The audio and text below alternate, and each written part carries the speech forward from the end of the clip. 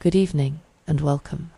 Tonight, we turn our attention to the rise, transformation, and national investigation of Aum Shinrikyo, a religious organization that emerged quietly in Japan during a period of social change, and later became the focus of one of the country's largest and most complex criminal investigations.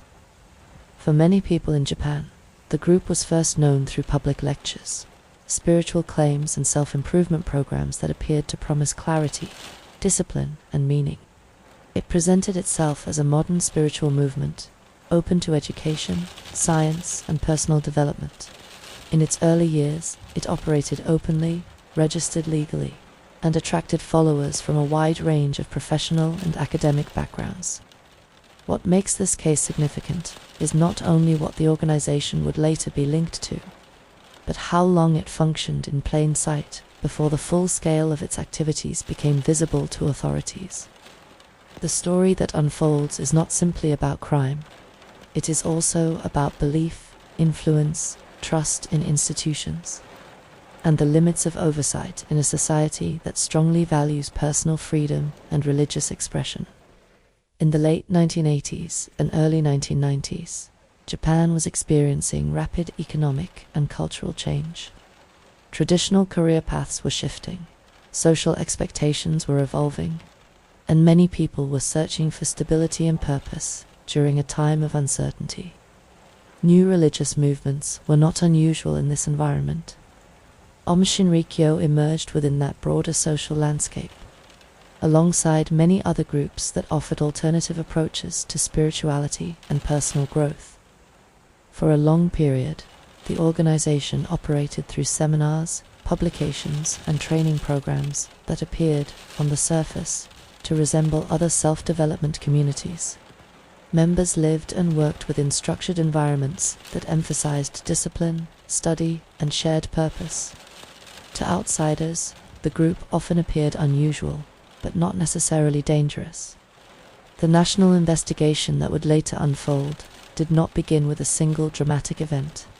It developed gradually, shaped by concerns from families, local communities, and professionals who began to notice changes in behavior among members, increasing isolation, and a growing separation between followers and the world outside the organization.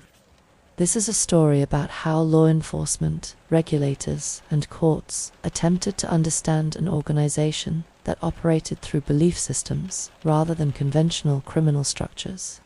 It is also a story about how authorities were required to work within strict legal boundaries, balancing public safety with the protection of religious freedom guaranteed under Japanese law. Only information that has been confirmed through court records, official investigations, and publicly released findings will be presented as fact in this episode. Where public claims or media interpretations exist that are not supported by judicial findings, they will be described clearly and respectfully as unproven. There will be no graphic detail and no speculation presented as truth. The case of Aum Shinrikyo became a defining moment for modern Japanese policing and regulatory practice. It reshaped how authorities evaluate religious organizations, how intelligence is shared between agencies, and how early warning signs are assessed when belief-based. Groups begin to operate in increasingly closed and controlled environments. At its center, however, this remains a human story. It involves people who joined in search of meaning, guidance, or personal improvement, and institutions that were required to respond when an organization built on spiritual authority moved beyond the boundaries of lawful activity. Tonight's account follows the documented development of the group, the structure that supported it, and the national investigation that unfolded when concerns could no longer be contained within private families or isolated communities. It does not attempt to simplify the motivations of individuals or reduce complex social dynamics into easy explanations. As you listen, the pace will remain calm and unhurried. This is a quiet, procedural account of how a modern religious organization became the subject of a large-scale criminal inquiry, and how Japanese society was forced to reconsider the way belief, authority, and oversight can intersect. And so, as the night settles and the outside world grows still, we begin with a movement that promised spiritual awakening, and a nation that would later be required to confront what had quietly formed behind its doors. In the late 1980s, life in Japan was shaped by a powerful sense of momentum. The country was experiencing rapid economic expansion, rising global influence, and intense professional competition. For many people, especially younger professionals and university graduates, daily life became increasingly defined by long working hours, rigid expectations, and a narrow understanding of success. While material stability improved for a large part of the population, emotional and social security did not always follow at the same pace. Work culture placed heavy emphasis on performance and loyalty to organizations, often leaving little space for rest, reflection, or personal uncertainty. For those who struggled to meet these expectations, or who questioned the direction of their lives, there were few public spaces in which doubt could be openly discussed. At the same time, traditional social structures were changing. Extended family networks were becoming less central to everyday life, particularly in urban areas. Young adults moved away from home for education and employment, and many lived alone in large cities where community ties were weaker than they had been in previous generations. This shift created greater independence, but also a growing sense of isolation for some people. The education system and corporate environment reinforced a strong hierarchy of achievement. Entrance examinations, elite universities, and highly competitive recruitment processes shaped long-term career prospects. For many, this created a feeling that small setbacks could permanently close future opportunities. The pressure to succeed early and to remain successful became an unspoken but persistent feature of everyday life. Alongside these economic and social changes, there was also a quiet cultural shift taking place. Interest in alternative spiritual practices, self-development philosophies, and non-traditional belief systems was increasing. Bookshops began to carry a wider range of spiritual and psychological material. Public lectures and small seminars on meditation, consciousness, and personal transformation became more common, especially in major cities. This growing interest did not necessarily reflect dissatisfaction with established religions. Instead, it often reflected a desire for personal meaning that felt separate from formal institutions. Many people were not looking for traditional worship. They were looking for clarity, purpose, and guidance in a society that appeared successful on the surface but demanding beneath it. During this period, new religious movements and spiritual organizations emerged in visible numbers. Some were small and informal. Others developed structured leadership, membership systems, and training programs. Most operated legally and openly, and many were regarded simply as part of a broader landscape of alternative cultural activity. Importantly, the legal framework in Japan placed strong emphasis on freedom of belief and religious expression. Religious organizations were able to register formally and operate with limited state interference, provided they complied with administrative requirements. This legal protection was designed to prevent discrimination and to avoid the historical misuse of state power over religious groups. As a result, authorities generally adopted a cautious and restrained approach to religious organizations. Intervention typically occurred only when clear violations of law were identified. Belief systems themselves were not subject to oversight, and internal teachings were regarded as private matters unless they crossed into criminal conduct. For many individuals who became involved with alternative spiritual groups during this period, participation did not begin as a radical or disruptive choice. It often started with curiosity. People attended lectures, read publications, and engaged in discussions that promised deeper understanding of personal struggles, emotional conflict, and existential uncertainty. The language used in these spaces frequently emphasized self-improvement, discipline, and inner transformation. Concepts drawn from science, psychology, and Eastern and Western philosophical traditions were often blended together in accessible and modern presentations. This approach appealed especially to educated audiences who were accustomed to analytical thinking but were also searching for emotional and moral frameworks that felt personally meaningful. It is within this broader cultural environment that movements such as Aum Shinrikyo would later emerge. At the time, however, the growth of spiritual organizations did not automatically signal danger or social disruption. Many groups existed peacefully and remained small, informal, and short-lived. What mattered most in this period was the growing gap between external success and internal certainty. A society that appeared stable and prosperous could still leave individuals feeling directionless, exhausted, or disconnected. For some, alternative belief systems offered language for those feelings and provided structured communities in which uncertainty could be shared rather than hidden. The search for belonging during the late 1980s was therefore not a rejection of Japanese society itself. It was often a response to the emotional cost of navigating it. People continued to value education, work, and contribution, but they also began to seek spaces that addressed personal identity, fear of failure, and the pressure to conform. This social climate did not create criminal organizations. It created opportunity for influence. It created environments in which charismatic leadership, persuasive ideas, and tightly organized communities could gain attention and trust.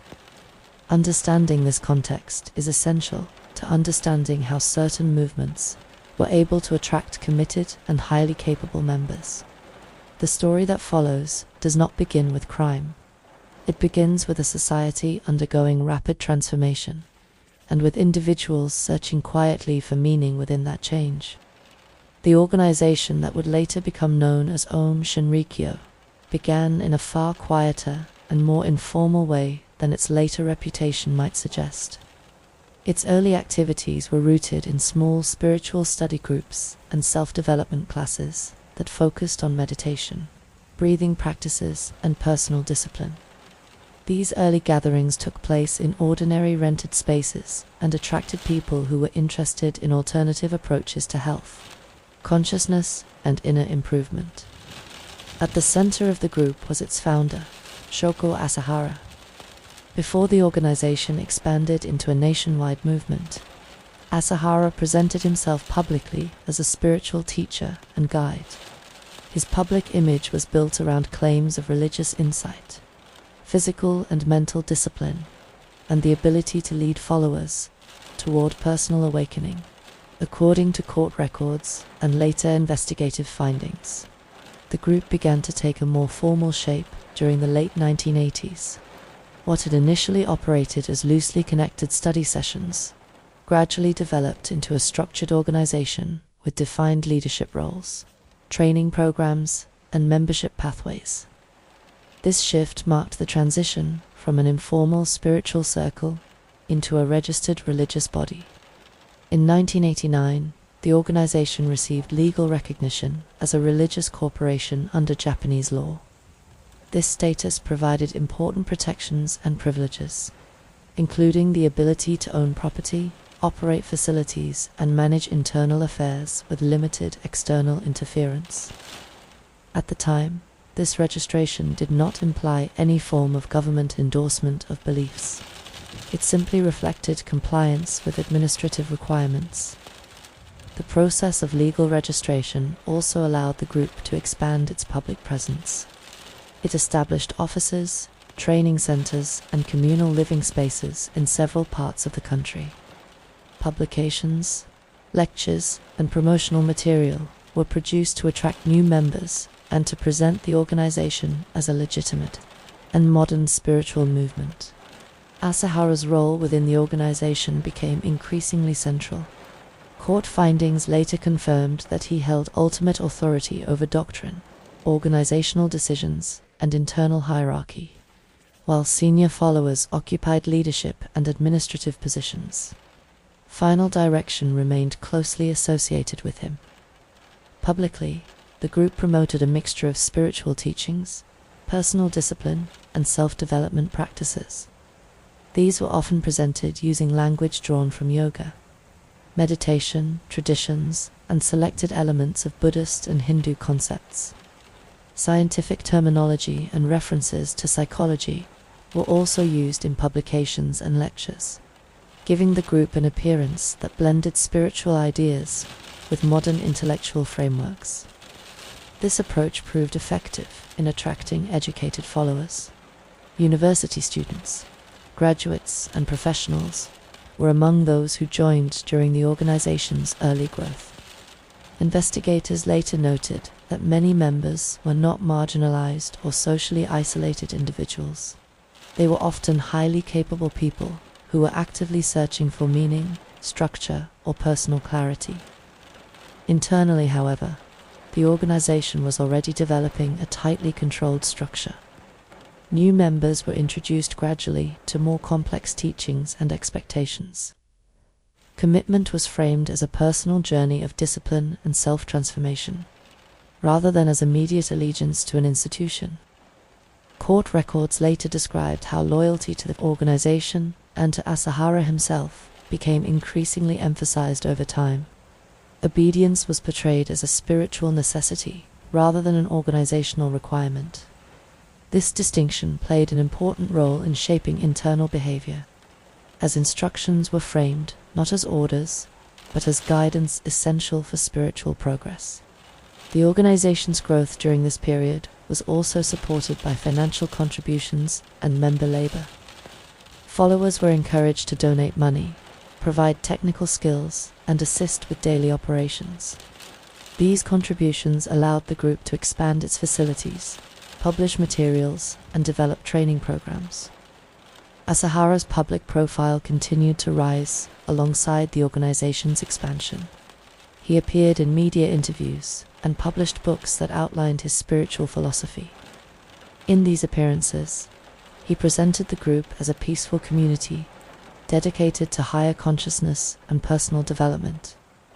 At this stage, there was no public indication that the organization was involved in criminal activity. Authorities treated it in the same manner as other registered religious groups, and its operations remained largely within the boundaries of existing legal frameworks. What later investigations would reveal is that this early period of growth was critical in establishing the internal culture of the group. Leadership, authority, hierarchical control, and the framing of obedience as spiritual necessity were all embedded into daily practice, long before any criminal investigation began. The formal structure of Aum Shinrikyo did not emerge suddenly. It developed gradually, shaped by administrative expansion, legal recognition, and increasing centralization of leadership. By the early 1990s, the organization had become a complex and highly organized institution, operating across multiple locations and supported by a committed membership base. Understanding how the group was formed is essential to understanding how it later functioned. The foundations of authority, loyalty, and internal discipline were laid during a period when the organization was widely perceived as one of many alternative spiritual movements operating peacefully within Japanese society. At its beginning, Aum Shinrikyo did not present itself as a closed or secretive organization. It presented itself as a modern spiritual path, led by a charismatic teacher, and open to those who were searching for personal meaning in a rapidly changing world. Inside Aum Shinrikyo, belief was not organized around a single sacred text or a fixed historical tradition. Instead, the organization developed a doctrine that blended elements drawn from several religious and philosophical sources, combined with teachings created by its leadership. Court records later confirmed that this flexible structure allowed the group to adapt its message as the organization expanded and as internal priorities changed. At the center of the belief system stood the authority of its founder, Shoko Asahara. He was presented to followers as a uniquely advanced spiritual figure whose insight could not be questioned through ordinary reasoning. Internal teachings described him as someone who possessed exceptional spiritual ability and who alone could interpret the deeper meaning of reality and human suffering. This emphasis on personal authority shaped the entire doctrinal framework.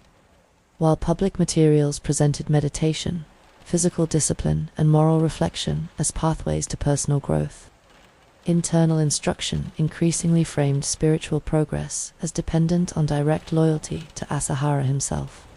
Advancement within the group was tied not only to personal practice, but also to acceptance of his guidance as final.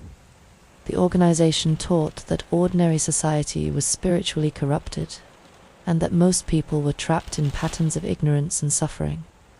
Members were encouraged to see the outside world as emotionally unstable and morally compromised.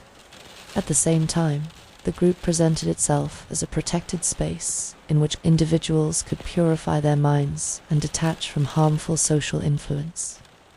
Court findings later described how this separation between the group and wider society became an important psychological boundary. Followers were taught that critical voices, including family members and former members, represented misunderstanding or negative influence rather than legitimate concern. This framing made internal cohesion stronger and reduced the impact of external questioning. Aum Shinrikyo also promoted a highly structured internal hierarchy. Members were assigned ranks and responsibilities that reflected both organizational function and perceived spiritual development. Progression through this hierarchy was presented as evidence of inner transformation rather than institutional promotion. Senior members oversaw training, recruitment, and internal discipline. Administrative divisions managed finances, publications, and facilities. Technical units handled equipment and operational needs. While these roles resembled conventional organizational departments, they were framed internally as sacred responsibilities rather than professional assignments. Final authority, however, remained centralized. Court rulings later confirmed that major decisions, doctrinal changes, and strategic direction were ultimately controlled by Asahara. Even high-ranking members were expected to demonstrate absolute obedience.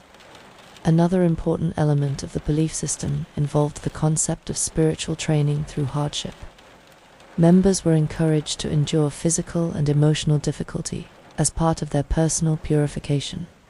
Discomfort was framed as evidence of progress. Resistance or doubt was often interpreted as spiritual weakness.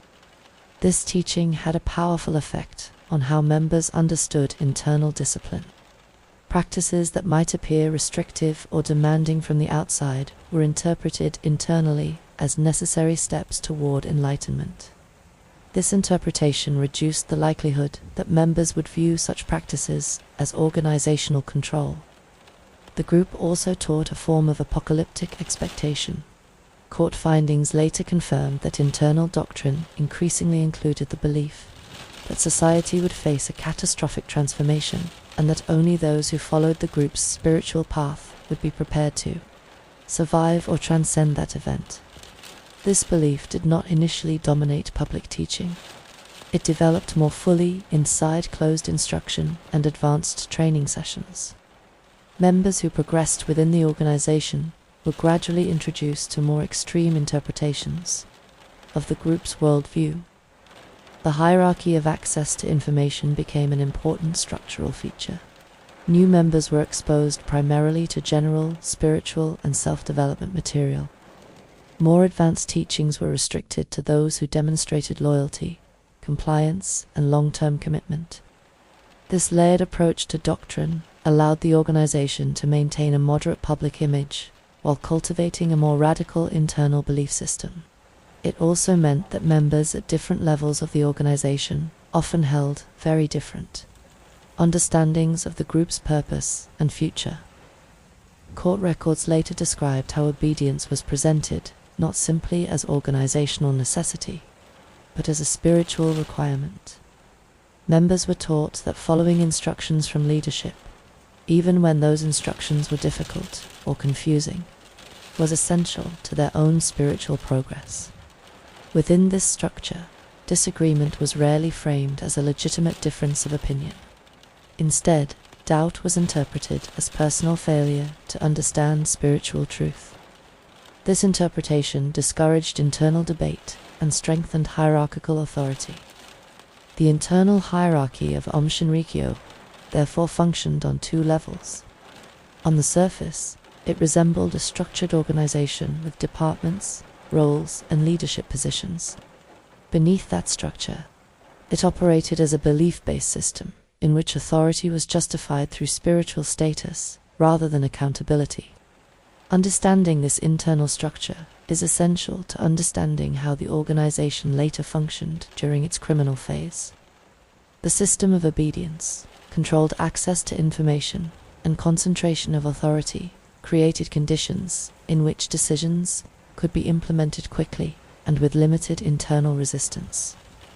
For many members, however, this structure was not experienced as oppression. It was experienced as clarity. In a world that felt uncertain and demanding, the organization offered defined roles, clear expectations, and a sense of belonging grounded in shared belief. It is within this carefully constructed system of doctrine and hierarchy that the organization's later actions must be understood. The structure that supported personal identity and spiritual purpose would later also support operational coordination and internal secrecy. Recruitment into Aum Shinrikyo followed a pattern that appeared gentle and informal on the surface. According to court records and later investigative findings, most new members were first introduced to the group through public lectures, small seminars, yoga classes, and self-development events advertised in ordinary community spaces. These early encounters focused on personal well-being, meditation, stress reduction, and the search for clarity in daily life, rather than on rigid doctrine or long-term commitment. Potential recruits were not immediately encouraged to join the organization itself. Instead, they were invited to attend additional sessions, read introductory material, and take part in short training courses. This gradual approach allowed individuals to become familiar with the group's language and atmosphere before being asked to make any formal decision about membership. Investigators later noted that this slow entry process reduced the likelihood that newcomers would feel pressured or alarmed in the early stages. Education within the group was structured in levels. New participants were first introduced to basic meditation techniques, breathing exercises, and physical discipline practices. These sessions were presented as tools for improving focus, emotional stability, and self-awareness. The language used in these early classes remained close to mainstream wellness culture and did not emphasize extreme beliefs or strict obedience. As individuals continued to attend, they were gradually introduced to more advanced teachings. According to court findings, this progression was not based only on time spent in the group, but also on perceived commitment and compliance with group expectations. Those who demonstrated enthusiasm, regular attendance, and willingness to accept guidance were invited into more intensive training programs. Education within the organization increasingly blended physical practice with ideological instruction. Members were taught to interpret personal discomfort, emotional difficulty, and doubt as signs of spiritual growth rather than as problems to be avoided. This reframing encouraged followers to remain engaged even when training became physically demanding or emotionally challenging. Daily life inside the group differed significantly, depending on a member's level of involvement. Some followers continued to live outside the organization's facilities and attended training sessions while maintaining ordinary employment and family life. Others moved into communal residences operated by the group, where their daily routine became closely structured. Court records describe these communal environments as highly organized. Days were planned around scheduled meditation sessions, study periods, physical training, and assigned work. Members were expected to follow strict timetables and to prioritize group activities over personal commitments. Work inside the organization was treated as part of spiritual practice.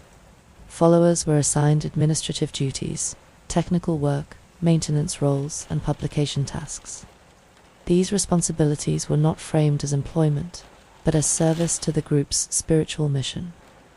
In many cases, members worked long hours without financial compensation, believing their contribution was necessary for their own personal development.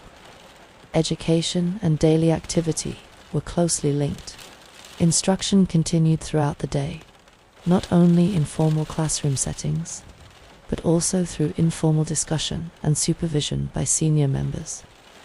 Guidance was often given in personal conversations, reinforcing how teachings should be applied to behavior, relationships, and decision-making. Investigators later confirmed that communication inside the group was carefully managed.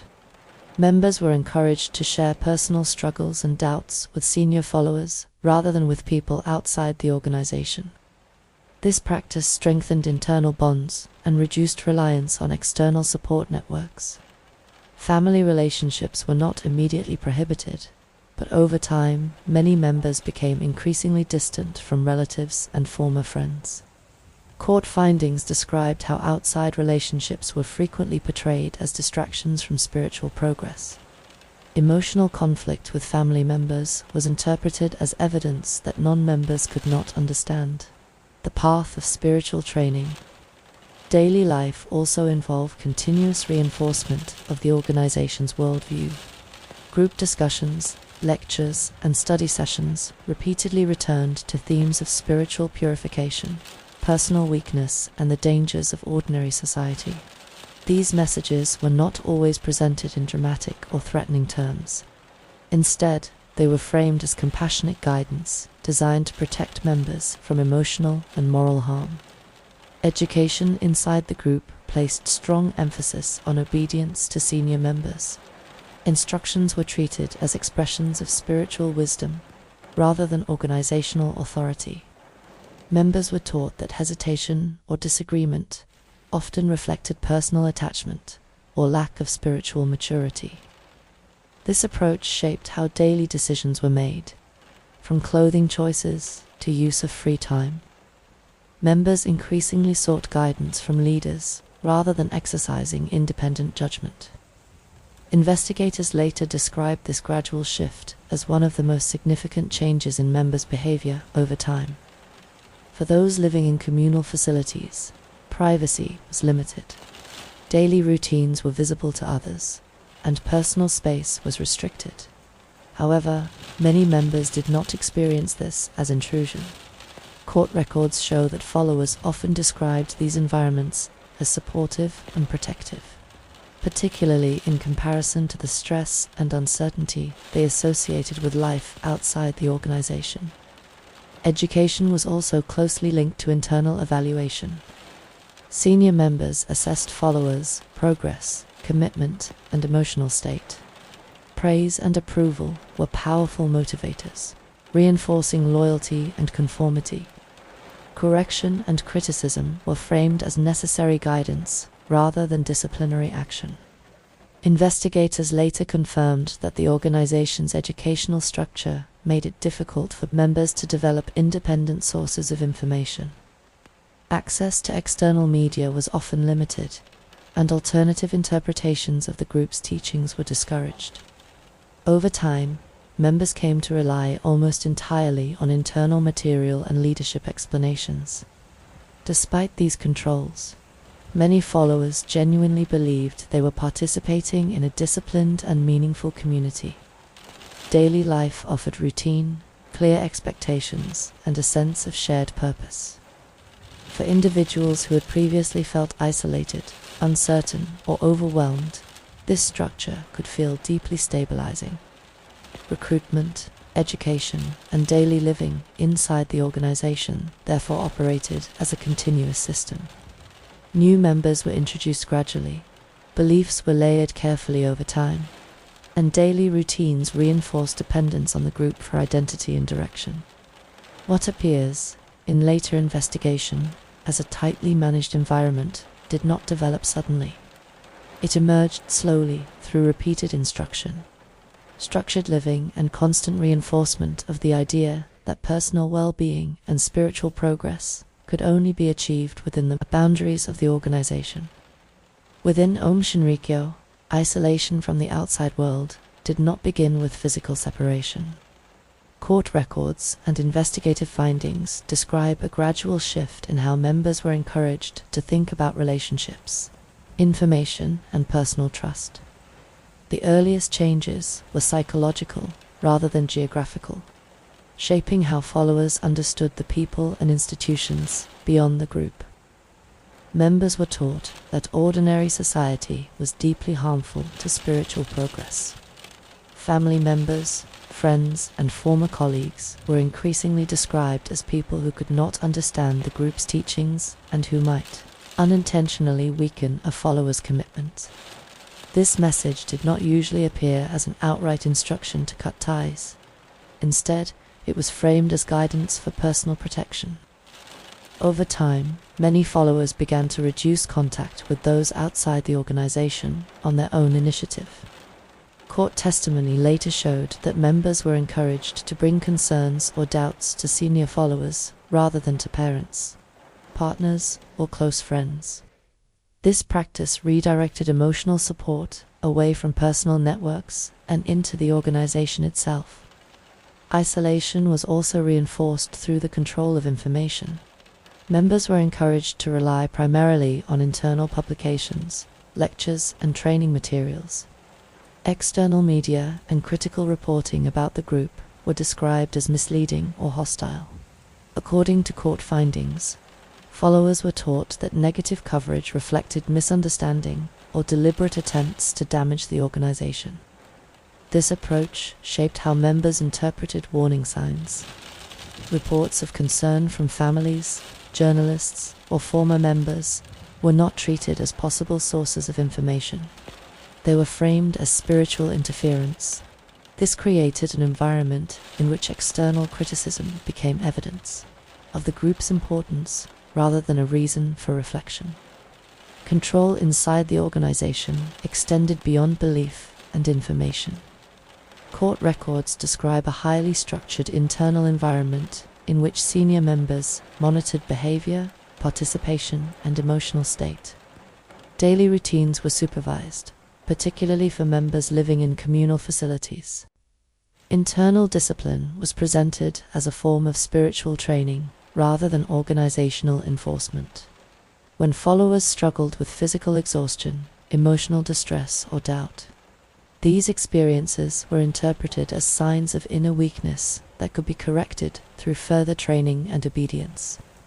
Senior members were responsible for guiding and correcting followers. These interactions were often private and framed as personal mentorship. However, court findings later confirmed that such guidance could involve pressure to conform, to increase commitment, and to accept difficult instructions without question. One of the most important mechanisms of control was the reinterpretation of discomfort. Physical strain, lack of sleep, and emotional difficulty were described as necessary steps toward purification. Members were encouraged to believe that progress required endurance and sacrifice. This reframing reduced the likelihood that followers would recognize distress as a warning sign. Instead of asking whether a situation was harmful, members were encouraged to ask whether they were strong enough to endure it. Internal discipline also included restrictions on personal decision-making. Choices about daily routine, communication, work, and study were increasingly influenced by senior members. Court testimony showed that followers often sought approval for decisions that would normally be considered private. Disagreement with guidance was rarely treated as a legitimate difference of opinion. It was described as attachment to personal ego or failure to understand spiritual truth. This interpretation discouraged open discussion and reinforced the authority of leadership. At the highest level of the organization, authority was concentrated around its founder, Shoko Asahara. Court rulings later confirmed that his instructions were treated as spiritually binding. Even when orders were delivered through senior members, they were understood to originate from him. This structure created a clear chain of obedience.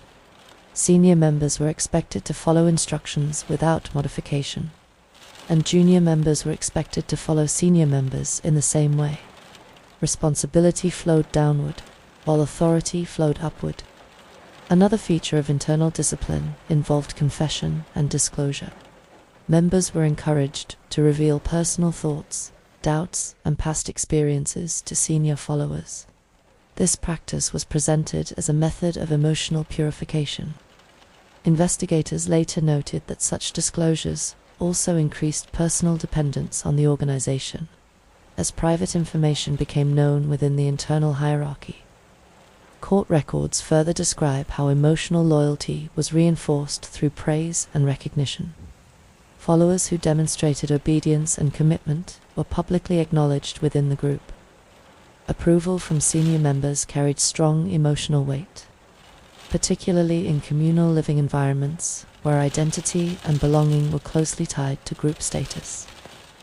Isolation also extended to practical life. Many members living inside group facilities relied on the organization for housing, food, work, and social connection. This reduced their ability to operate independently and made departure more difficult in practical terms. Even when doubts began to emerge, leaving the organization was not formally prohibited, but it was portrayed as a serious spiritual failure. Former members were described internally as having lost their path or having fallen under negative influence. This narrative discouraged others from considering departure and reinforced the idea that safety and meaning existed only within the group. According to court findings, these methods of isolation and control were not introduced all at once. They developed gradually and became normalized through repetition. What began as guidance slowly became expectation. What began as structure slowly became dependency. For many members, this environment did not initially feel restrictive. It felt ordered, predictable, and emotionally supportive. Clear rules and defined roles reduced uncertainty. Shared routines created stability. Spiritual explanations offered meaning for personal struggle. It is this combination of emotional reassurance and organizational control that later investigators identified as central to the group's internal discipline. Isolation was not enforced through physical barriers alone. It was sustained through belief, interpretation, and the careful redirection of trust. By the time authorities began to understand the full extent of the organization's internal practices, many followers had already spent years inside a system that shaped how they thought about themselves, their families, and the world beyond the group. The structure of isolation and discipline therefore became one of the most significant foundations of the organization. It did not merely limit contact with the outside world. It reshaped how members understood reality itself. By the early 1990s, Aum Shinrikyo had grown large enough that concerns about its activities were no longer limited to private families and former members. Court records and later investigative findings show that the first warnings reached public authorities in a gradual and fragmented way, rather than through a single, clear report. Many of the earliest concerns came from relatives of members who had become increasingly isolated from family life. Parents and partners described sudden changes in communication, withdrawal from education or employment, and an unusual level of dependence on the organization for daily decisions. These concerns were often shared with local authorities, lawyers, or community organizations, but they did not initially point to a specific criminal offense. At the time, law enforcement agencies were required to operate within a legal framework that placed strong limits on intervention in religious activity. Belief systems, internal teachings, and spiritual practices were not subject to oversight unless there was clear evidence of unlawful conduct. This meant that early reports, although troubling to families, did not automatically justify police action. In several instances, families sought civil remedies rather than criminal intervention. Some attempted to challenge the organization through legal advice related to financial contributions, housing arrangements, or employment disputes, involving members who had left their previous work to live within group facilities.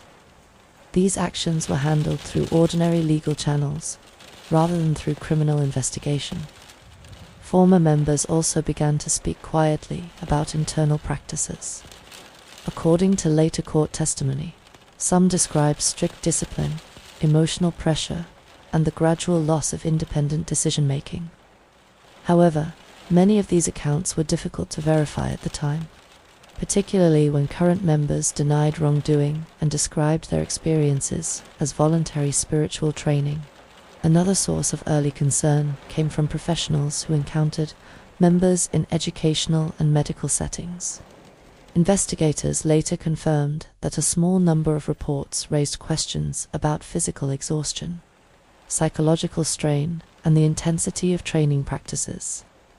Once again, these observations did not necessarily point to a criminal offense, and they were often treated as private welfare issues rather than matters for police investigation.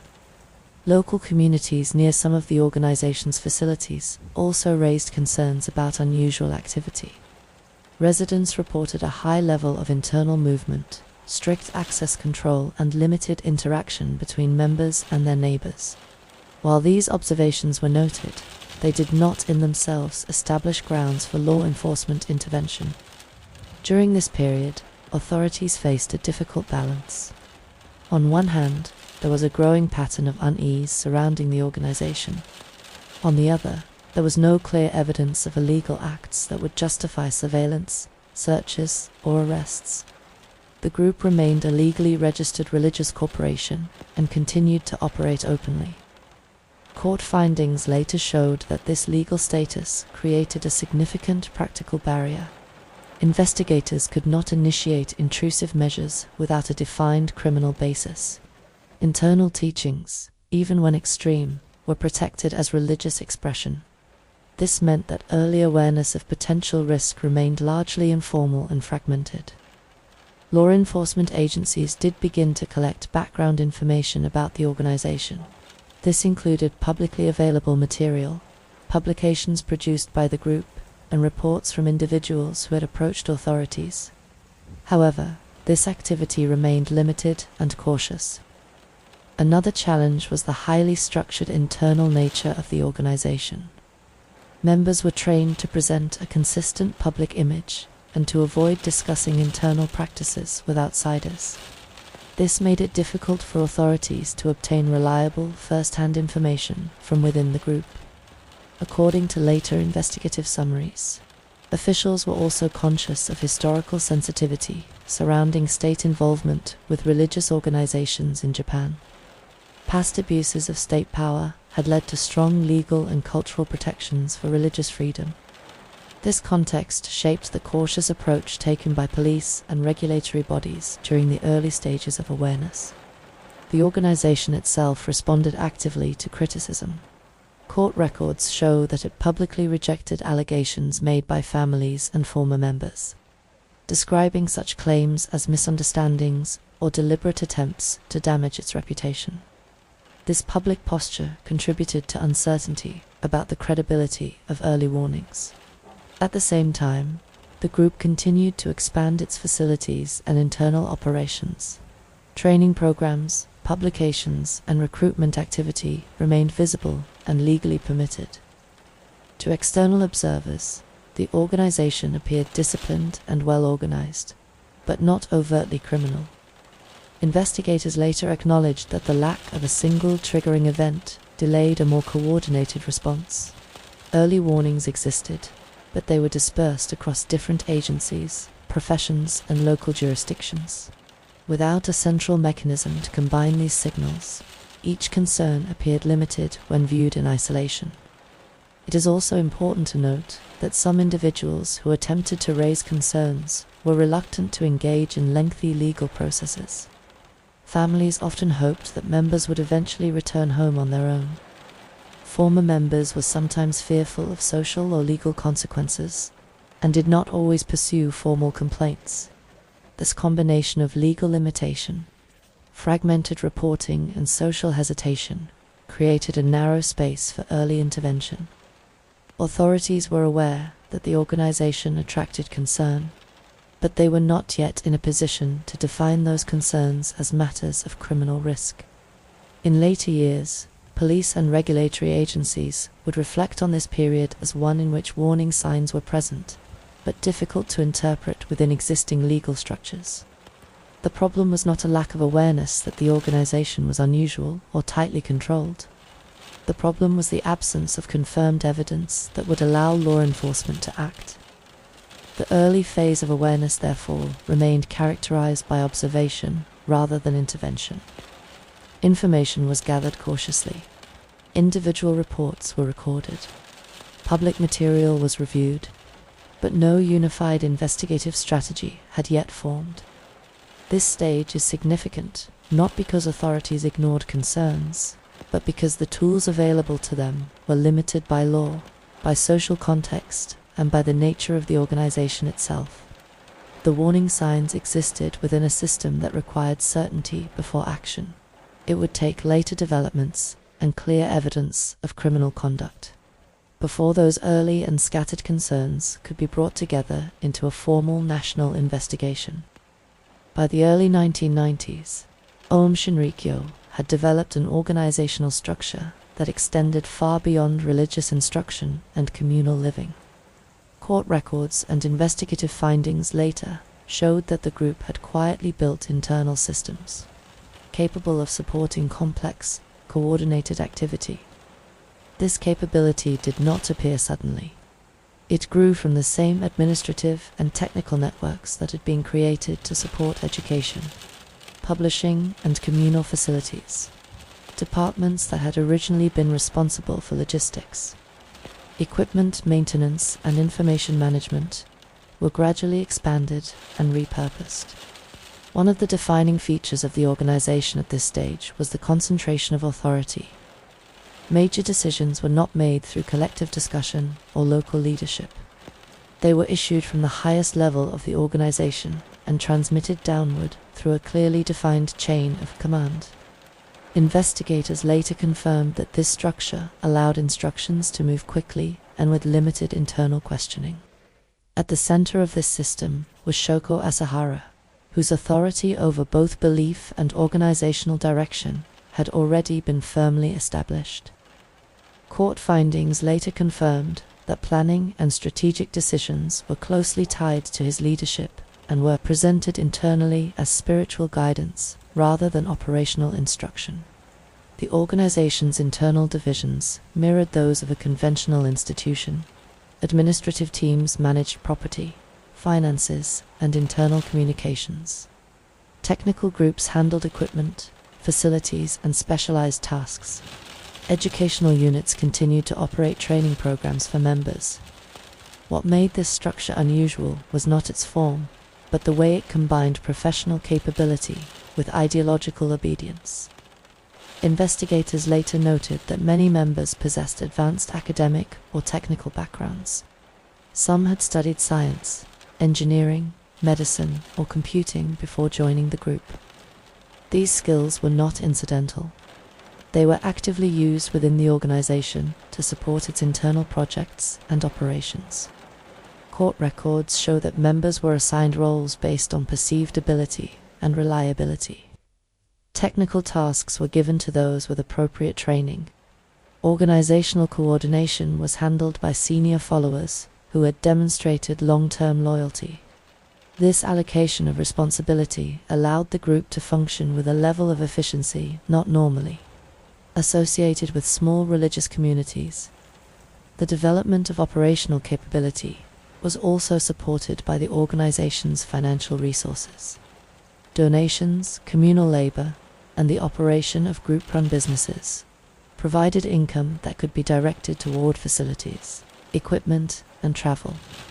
Investigators later confirmed that financial management was centralized and closely supervised.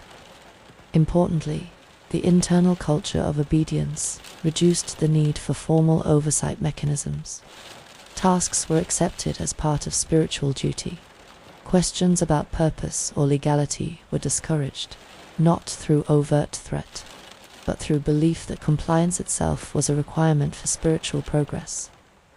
planning activity within the organization was conducted in closed settings. According to court testimony, discussions relating to operational matters were restricted to selected senior members and technical personnel. Information was shared on a need-to-know basis, reinforcing compartmentalization within the group. This internal separation of knowledge meant that many followers were unaware of the full scope of organizational activity. Members could participate in specific technical or administrative tasks without being told how. Their work related to broader objectives. Investigators later identified this compartmentalization as a key organizational strength. It limited the risk of internal dissent and reduced the likelihood that concerns would be raised by members who had access only to partial information. Training within the group also played a role in supporting organizational capability. Discipline, endurance, and compliance had been cultivated for years as part of spiritual education. These same qualities proved effective in sustaining demanding schedules and complex coordination.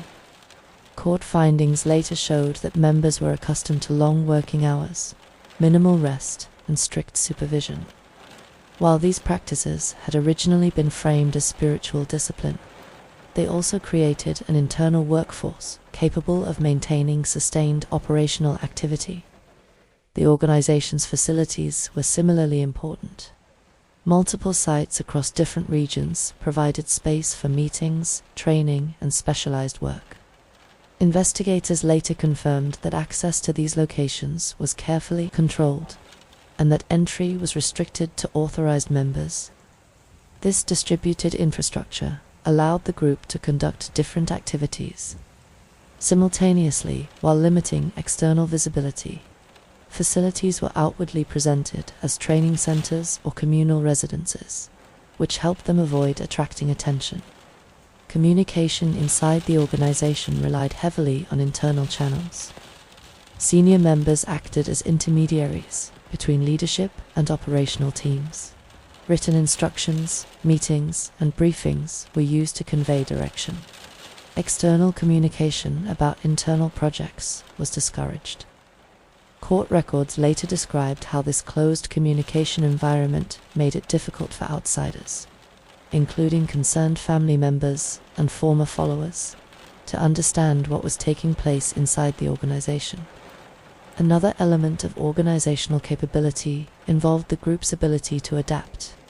When plans encountered obstacles, internal teams were able to modify methods and reassign responsibilities. This flexibility was supported by the breadth of skills available within the membership and by the absence of independent oversight. Investigators later confirmed that internal evaluation took place within leadership circles. Progress was reviewed, difficulties were discussed, and adjustments were made.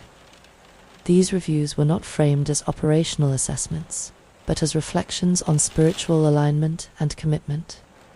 The blending of belief and planning created a powerful internal dynamic. Actions were not presented as choices, but as obligations arising from spiritual truth. This framing reduced ethical hesitation and removed conventional organizational safeguards that might otherwise challenge risky or unlawful activity. It is important to emphasize that the organizational capacity described here was not visible to the public during this period. To external observers, the group continued to appear as a tightly run spiritual organization engaged in training and publication. The internal reality, however, was that systems originally built for education and community life had evolved into a coordinated organizational framework capable of supporting complex and secretive operations. Court findings later confirmed that this capability was not accidental. It was the result of years of structured development, leadership centralization, and skill deployment. The group's criminal planning was made possible not by chaos, but by order. Understanding this organizational foundation is essential for understanding how later events could occur at all. The group did not rely on spontaneous action. It relied on infrastructure, discipline, and a hierarchy that transformed belief into coordinated activity. What would later become the focus of national investigation was not simply the presence of extreme ideas. It was the existence of a functioning organizational system capable of translating those ideas into action through trained personnel, controlled facilities, and tightly managed internal communication. On the morning of March 20th, 1995, coordinated attacks took place on several lines of the Tokyo subway system. The individuals responsible were later confirmed through court proceedings to be members of Aum Shinrikyo. What follows in this chapter is limited strictly to events that have been formally established by investigators and the courts. The attacks occurred during the morning commuting period, when trains and platforms were crowded with office workers and students traveling into central Tokyo. Several perpetrators boarded separate trains on different subway lines, each carrying concealed packages containing liquid sarin. According to court findings, these packages were prepared in advance and were designed to release the chemical agent inside the carriages. At predetermined points during the journeys, the perpetrators punctured the containers and exited the trains. The method of release, the timing, and the selection of routes were later shown to be part of a coordinated plan rather than isolated acts. Passengers and train staff soon began to report sudden illness, difficulty breathing, and confusion inside the affected carriages and on nearby platforms. Emergency alarms were raised, and station personnel contacted control centers as the situation became increasingly difficult to manage. At the time of the attack, neither passengers nor railway staff were aware of the nature of the substance involved. Initial reports described a medical emergency affecting multiple people across different locations. Because several lines were affected almost simultaneously, transport authorities quickly realized that the situation was not limited to a single incident. Emergency services were dispatched to multiple stations across the network. Police, fire services, and medical teams arrived to assist passengers and to stabilize those who had been exposed. Trains were stopped, platforms were evacuated, and sections of the subway network were closed as responders attempted to contain the situation and prevent further harm. The scale of the emergency placed immediate strain on response systems. Hospitals across Tokyo began receiving large numbers of patients in a short period of time. Medical staff were required to treat individuals without knowing the exact cause of their symptoms during the earliest phase of response. It was only after further assessment by specialists that authorities identified sarin as the substance involved. This confirmation marked the first clear understanding that the incident was a deliberate chemical attack rather than an accidental release or mechanical failure. Once the nature of the substance was established, emergency procedures were adjusted. Additional protective measures were introduced for responders, and transport facilities were treated as potential contaminated sites. Specialist units were deployed to assist with containment and decontamination. According to official figures confirmed in court, the attack resulted in multiple fatalities and a large number of people being injured. The precise number of affected individuals has been established through medical and judicial review. The victims included passengers, railway staff, and first responders. The immediate focus of authorities was public safety and medical care. At the same time, a criminal investigation began at multiple locations across the city.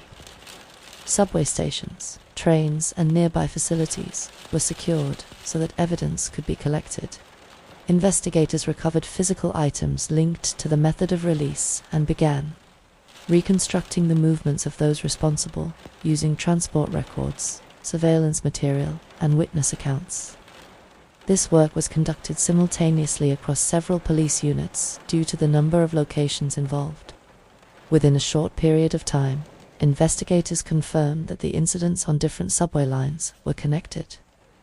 The similarity of the devices used, the timing of release, and the routes involved indicated coordinated planning rather than independent action. Public communication from authorities was cautious and focused on safety guidance and medical advice. Officials avoided speculation while the investigation was still developing. The priority was to restore safe operation of the transport system and to reassure the public that the situation was being actively managed. The attack caused widespread disruption across Tokyo. Large parts of the subway network were suspended for extended periods, while safety checks and cleaning operations were carried out. Commuters were advised to avoid affected areas, and alternative transport arrangements were implemented where possible. In the days that followed, law enforcement agencies began to identify individuals linked to the attacks through a combination of surveillance footage, transport records, and information obtained during early investigative activity. This led to a rapidly expanding national investigation. Court findings later confirmed that the attack had been planned within the organizational structure of Aum Shinrikyo, and that multiple members participated in different roles, including preparation, transportation, and execution. The events of that morning marked a turning point in how Japanese authorities viewed the organization. What had previously been a matter of growing concern became a clear and immediate national security issue. From a public perspective, the attack profoundly altered the sense of safety associated with everyday commuting. The subway system, which had long been regarded as one of the most reliable and orderly public services in the country, had become the setting for an unprecedented act of domestic terrorism.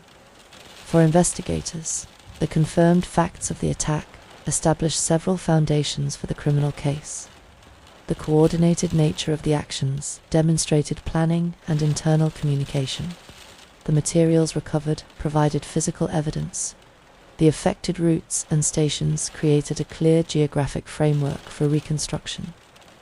The attack also prompted immediate cooperation between police, transport authorities, medical institutions, and government agencies. Information sharing, which had previously been limited by jurisdiction and administrative boundaries, became central to the investigative process. It is important to recognize that this chapter focuses only on what can be confirmed. The identities of those responsible, the method of release, the timing, and the locations involved have all been established through judicial proceedings. Speculation about individual motivation or internal discussion beyond what was proven in court is not included here.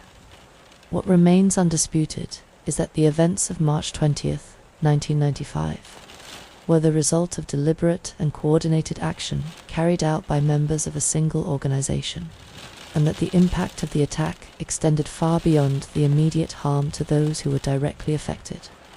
The confirmed record shows a carefully planned operation that unfolded across multiple parts of the city within minutes, transformed a routine morning into a national emergency, and fundamentally changed the course of the investigation that followed.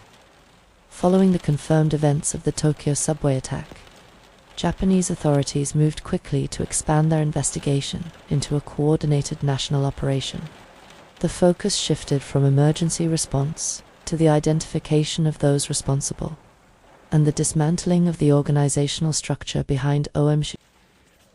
The investigation was led under the direction of Japan's national law enforcement system, with regional and metropolitan police departments working together under central coordination, according to official records.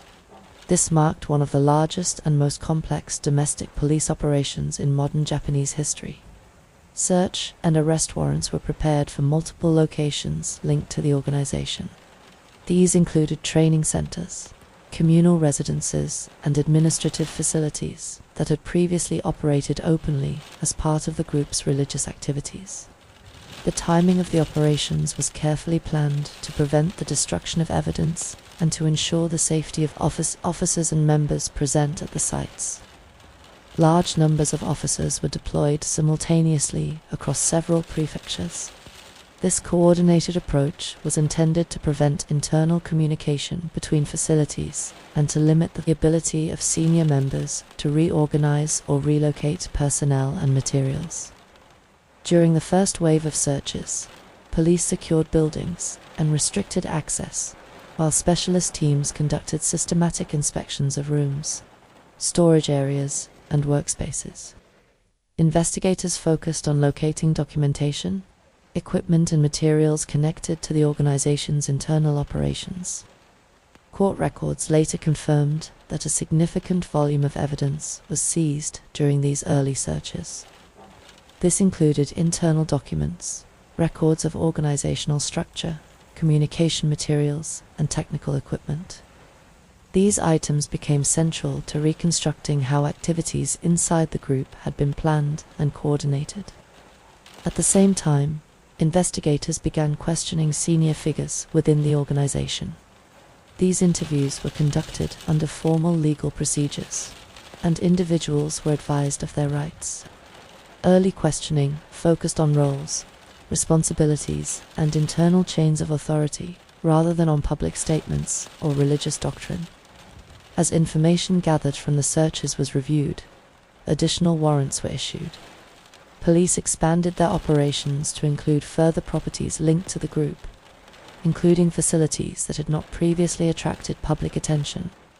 One of the most significant developments during this phase was the decision to seek the arrest of the organization's founder, Shoko Asahara. According to official accounts, investigators believed that sufficient evidence had emerged to establish his central role in directing organizational activity. Asahara was located and taken into custody following a search of one of the group's facilities. His arrest marked a decisive moment in the investigation.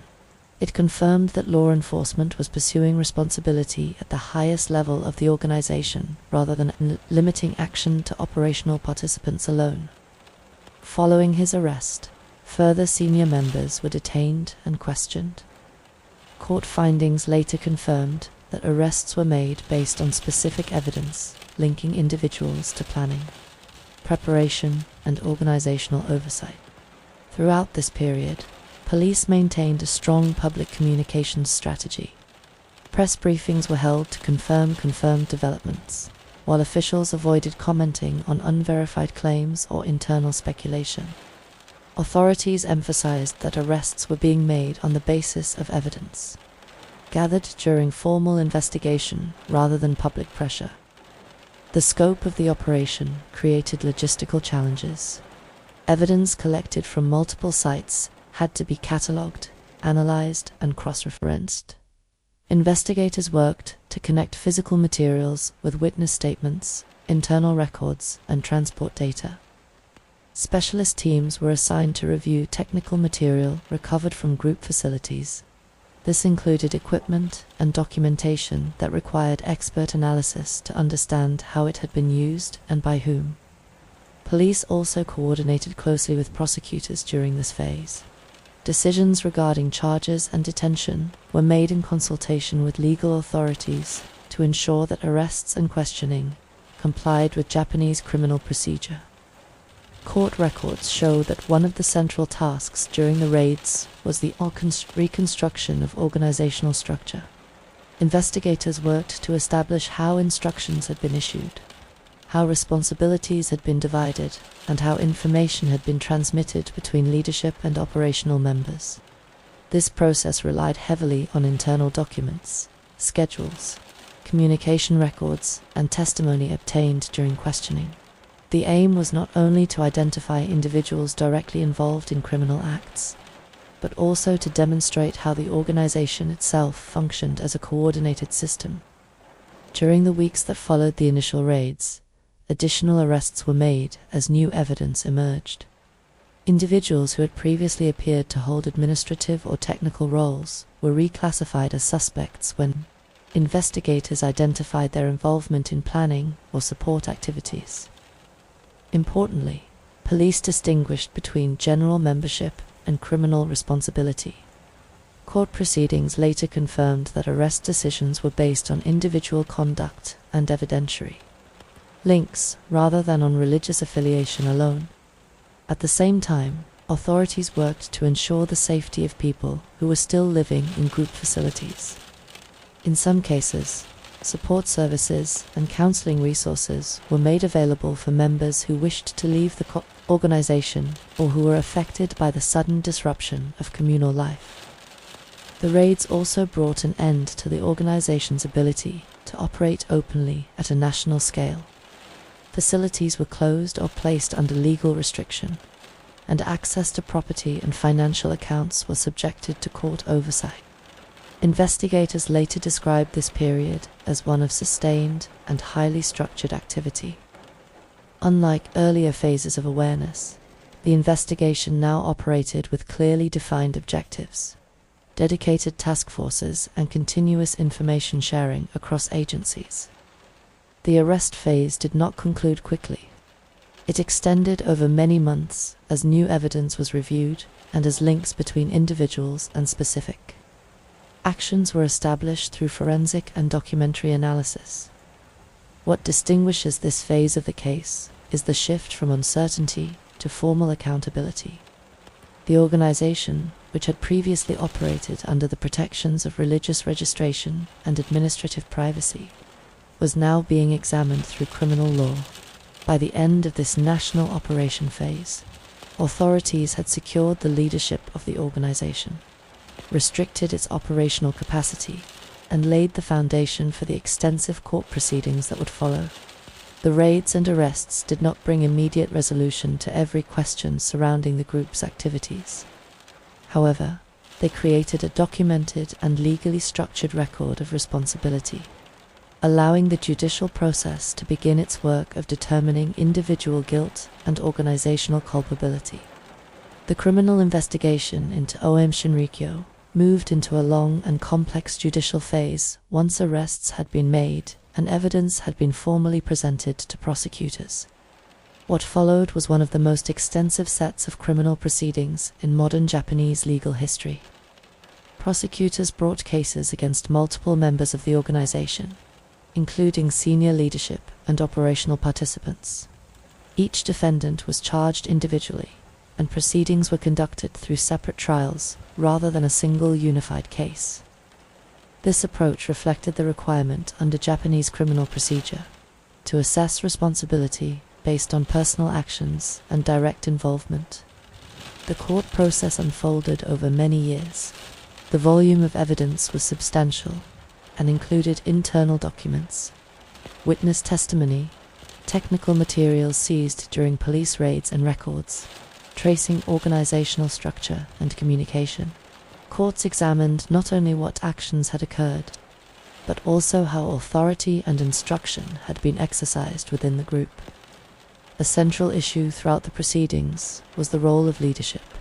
Prosecutors argued that the organization functioned through a clear chain of command, and that criminal acts were carried out under instruction rather than independently. The court therefore examined how responsibility could be attributed when decisions were issued within a belief-based hierarchy. The founder of the organization, Shoko Asahara, faced multiple charges related to serious criminal offenses committed by members of the group. According to court judgments, prosecutors presented evidence linking him to the planning and authorization of criminal acts carried out by subordinates. After lengthy hearings, Asahara was convicted of multiple crimes. The court concluded that he exercised decisive control over the organization and bore responsibility for directing its criminal activities. He was sentenced to death. This sentence was later confirmed through the appeal process. Other senior members were also convicted. Court records show that individuals who held leadership, technical or operational roles received sentences ranging from long terms of imprisonment to death sentences, depending on the extent of their involvement and the nature of the crimes for which they were found responsible. The courts paid particular attention to evidence demonstrating how instructions were transmitted. Testimony from former members, internal documentation, and communication records were used to establish how authority moved through the organization and how tasks were assigned. Defense arguments often focused on the claim that defendants were acting under spiritual influence or psychological pressure. Courts examined these claims carefully. In their rulings, judges acknowledged the presence of ideological control, but held that this did not remove criminal responsibility for actions that met the legal threshold for serious offenses. Another significant feature of the proceedings was the treatment of expert testimony. Specialists were called to explain aspects of organizational behavior, belief systems, and psychological influence. This evidence was considered in assessing how the group operated and how leadership authority affected member conduct. At the same time, the courts maintained a clear distinction between belief and crime. The judicial findings repeatedly emphasized that religious doctrine itself was not on trial. Responsibility was determined based on proven acts, planning, and participation in criminal activity. The length of the legal process reflected both the scale of the investigation and the complexity of the evidence. Appeals were lodged by multiple defendants. Higher courts reviewed trial procedures, evidentiary rulings, and sentencing decisions. Over time, the major convictions were upheld. Judicial review confirmed that the trials had met procedural standards and that the evidence supporting verdicts was sufficient under Japanese law. Years later, the legal outcomes reached their final stage. In 2018, the death sentences imposed on Asahara and other senior members were carried out following the conclusion of all appeals. This marked the formal end of the criminal cases arising directly from the organization's activities. Alongside criminal proceedings, administrative and regulatory measures were also taken against the organization itself. Its legal status as a religious corporation was revoked, and its assets were subjected to legal oversight and liquidation processes. The courts also addressed compensation and support for victims through existing legal frameworks. While financial remedies could not undo harm, legal recognition of responsibility formed an important part of the judicial outcome. The proceedings set important legal precedents in Japan regarding the prosecution of crimes committed within structured organizations, particularly when those organizations are built around ideological or spiritual authority. Importantly, the legal system did not seek to define the organization as inherently criminal because of its beliefs. Instead, it established responsibility through evidence of planning, command, and execution of specific criminal acts. The conclusion of the court process did not bring complete resolution to every question surrounding how the organization developed or how early warning signs had been managed. However, it did establish a clear and permanent legal record of responsibility for those who had planned and carried out crimes. What remains from this judicial phase is a carefully documented legal history. It reflects the effort of courts to balance individual accountability with recognition of the powerful internal structures that shaped behavior inside the organization. Through years of hearings, appeals, and review, the legal system ultimately confirmed that criminal responsibility could not be removed by ideology, hierarchy, or belief. It could only be determined through evidence and law. In the months that followed the confirmed crimes committed by members of Aum Shinrikyo, public reaction in Japan was marked by a mixture of shock, uncertainty, and deep concern about how such an organization had been able to operate for so long without formal intervention. For many people, the most unsettling aspect of the case was not only the scale of the crimes themselves, but the fact that the organization had functioned openly as a registered religious body.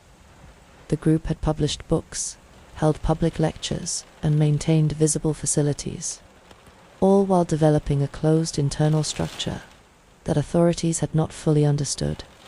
Public discussion quickly moved beyond the actions of individual offenders and focused instead on institutional responsibility.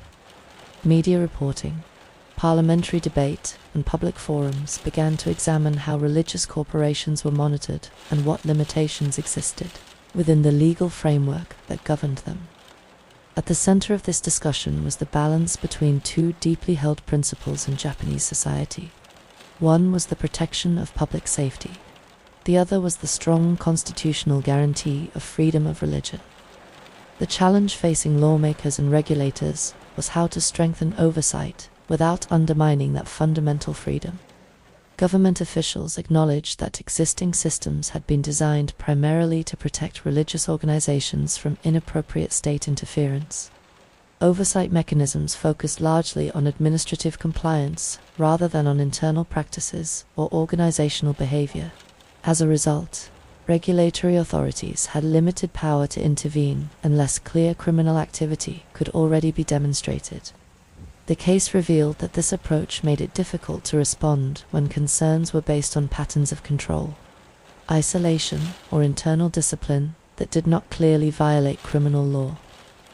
In response, the government initiated reviews of how religious corporations were registered, supervised, and audited. These reviews examined whether existing reporting requirements were sufficient, and whether greater transparency could be introduced without intruding into belief itself. One of the most significant reforms involved strengthening the authority of oversight bodies to request information about organizational structure, financial activity, and governance practices.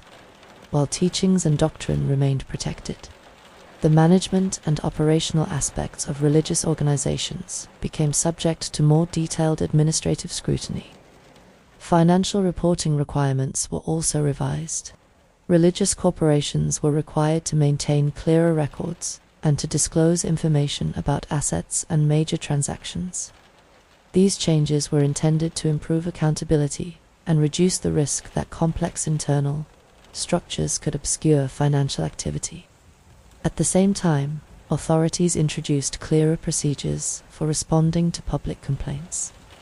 Families, former members, and community organizations were given more defined channels through which concerns could be raised and reviewed by relevant agencies. Importantly, these reforms did not create a system of routine surveillance of religious life. Government statements repeatedly emphasized that the purpose of oversight was not to evaluate belief or restrict religious expression, but to ensure that organizations operating under legal status met basic standards of governance and transparency. Public confidence in institutions was a central concern during this period. Many people expressed anxiety that warning signs had been present but had not been connected across agencies. In response, coordination between regulatory authorities, local governments, and law enforcement was strengthened, particularly in relation to information sharing.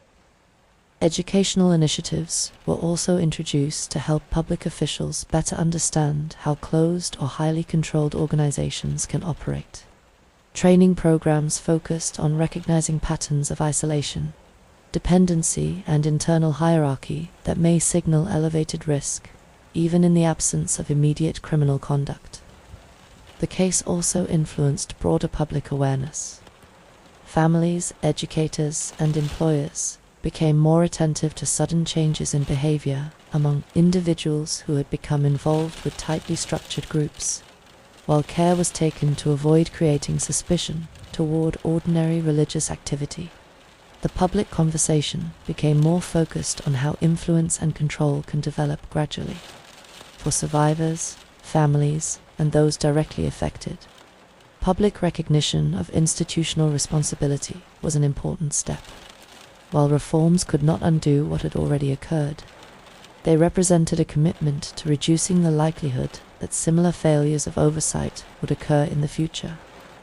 The organization itself was no longer permitted to operate in its previous form. Its legal status had been revoked, and its activities were brought under strict legal restriction. The regulatory focus then shifted toward monitoring successor groups and ensuring that any continuation of activity occurred within the boundaries established by law. Government agencies were tasked with long-term supervision rather than short-term enforcement. This reflected an understanding that organizations shaped by strong internal ideology do not simply disappear when leadership is removed. They evolve, fragment, and reconfigure over time. The public response to the case, therefore, produced a lasting shift in how religious organizations are understood within legal and administrative systems. The emphasis moved away from assuming that registration alone ensured accountability, and toward recognizing that governance, leadership structure, and internal practice also matter in protecting the public. The reforms introduced after this case did not seek to weaken religious freedom. Instead, they attempted to clarify the responsibilities that accompany the legal protections granted to religious corporations. In this way, the national reaction became not only a response to a single organization, but a broader effort to strengthen institutional awareness, improve coordination between agencies, and create safeguards that operate quietly in the background of public life. The changes that followed reflected a collective attempt to ensure that belief, which remains a private and protected part of human life, does not become a shield behind which harm can remain unseen. After the criminal proceedings against members of Aum Shinrikyo had concluded, the organization itself no longer existed in its original legal form. Its status as a recognized religious corporation had been revoked, and its remaining assets were placed under legal control. However, the conclusion of the trials did not bring an end to activity by individuals and groups connected to the former organization. Court records and government statements confirmed that a number of former members reorganized under new names and administrative structures. These successor groups were not treated automatically as criminal organizations. Under Japanese law, responsibility remains tied to individual conduct and legally recognized entities. Nevertheless, authorities acknowledged that continued activity by groups formed from the same membership required long-term supervision. To address this, the government introduced a system of ongoing monitoring under existing public security legislation. Oversight responsibility was assigned to specialized agencies tasked with supervising organizations that were considered to present a potential risk to public safety. These agencies were granted authority to collect information about organizational structure, leadership, facilities, and activities. This monitoring did not involve routine intrusion into private religious practice, but focused on administrative and operational behavior. One of the principal successor organizations that emerged following the dissolution of Aum Shinrikyo was Aleph. Authorities confirmed that this group was composed largely of former members and operated within a legal framework as a religious organization. Government reports stated that Aleph was placed under continuous observation. This supervision included requirements to report financial information, leadership changes, and facility usage. Officials emphasized that this oversight was preventive rather than punitive. Later, additional splinter groups also formed. These organizations varied in size and structure, and not all maintained close ideological continuity with the original group. Nonetheless, authorities included them within broader monitoring frameworks where links to former membership could be established. Public statements by regulatory agencies made clear that monitoring did not assume guilt. Its purpose was to ensure that organizational behavior remained transparent and that activities did not evolve in ways that might present public risk. One of the central challenges identified by authorities was the long-term nature of ideological influence. Even after leadership removal and criminal convictions, belief systems and social bonds within former member communities could persist. Monitoring was therefore designed to track organizational change over time rather than to focus only on short-term activity. Authorities also worked to provide support services for former members who wished to reintegrate into ordinary social and professional life. Counseling and assistance programs were made available through public and non-profit services to help individuals transition away from tightly controlled group environments. The supervision of successor groups has continued for many years. Government updates have periodically confirmed that monitoring remains in place and that reporting requirements are reviewed regularly to ensure they remain proportionate and effective. Importantly, these measures have operated quietly and largely outside public attention. Unlike the highly visible police operations and court proceedings, long-term oversight functions through administrative reporting, site inspections, and structured communication between organizations and regulators. Officials have stated that this approach reflects lessons learned during the original investigation. The aim is not to wait for evidence of serious crime before acting, but to identify changes in organizational behavior that may signal increasing risk. At the same time, authorities have repeatedly emphasized that oversight must remain carefully limited. Religious freedom continues to be protected, and organizations are not monitored simply because of unpopular beliefs. Monitoring applies only where there is a documented historical connection to criminal activity. The continued supervision of successor organizations demonstrates how that response to the case has extended beyond prosecution and punishment. It has become part of a broader institutional framework designed to manage long-term risk, associated with closed or highly structured groups. For the public, this phase of the story is far less visible than the events that brought the organization to national attention. Yet it represents one of the most enduring outcomes of the case. The organization that once operated under the name Aum Shinrikyo no longer exists in law, but its legacy continues to shape how authorities in Japan approach oversight, transparency, and long-term monitoring of organizations whose internal structure and past conduct have demonstrated the potential for serious harm. As the evening settles across the streets of Tokyo, the trains continue to move through the city with their familiar rhythm. Platforms fill and empty. Station announcements echo softly beneath the underground ceilings. For most people, daily life now carries on without visible reference to the events that once unsettled the country so deeply. The story of Aum Shinrikyo does not rest only in court judgments or government records. It also remains quietly present in the way institutions think about risk, belief, and responsibility. For many years, the organization grew within ordinary legal and social boundaries.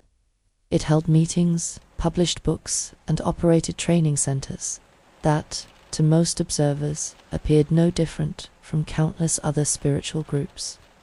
The warning signs were subtle, fragmented, and difficult to interpret within the protections designed to safeguard religious freedom.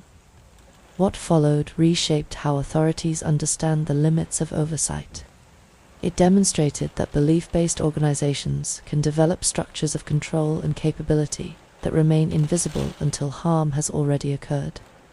At the same time, it also showed the difficulty of acting early without crossing the boundary into unjustified interference with private life and faith. For the individuals who once belonged to the group, the end of the trials did not automatically restore ordinary life. Leaving a tightly structured community often involves rebuilding identity, relationships, and trust. For some, that process continues quietly, far from public attention.